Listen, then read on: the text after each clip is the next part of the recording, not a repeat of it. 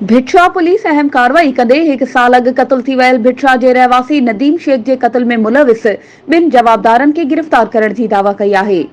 इन हवाले सां वधीक तफ़सील ॾियण लाइ असां सां लाइन ते मौजूद आहे मटियारी मां CN न्यूज़ जो रिपोर्टर फिदा हुसैन सोलंकी।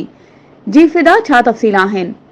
तव्हांखे आगाही ॾींदो हलां त भिठरा पुलिस अहम कार्रवाई कंदे 1 साल अॻु क़त्ल थी वियल भिठरा जे रहवासी नदीम शेख जे क़त्ल में मुलविस ॿिनि जवाबदारनि खे गिरफ़्तार करण जी दावा कई आहे। भिठरा पुलिस जो चवणु आहे त SHO भिठरा करम अली मुराणी पुलिस पार्टीअ सां गॾु अहम कार्रवाई कंदे मज़कूर नदीम शेख जो खून कंदड़ जवाबदार गुलाम सेन चौहान ऐं हिक ॿिए जवाबदार गुलाम रसूल चौहान खे गिरफ़्तार करे वरितो आहे।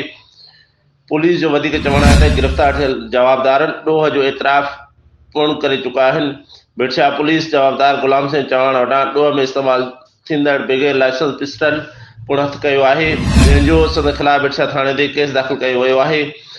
पुलिस पारां वधीक जांच जो अमल जारी आहे। जी महिरबानी फिदा, तफ़सीलनि खां आगाह करण जे लाइ।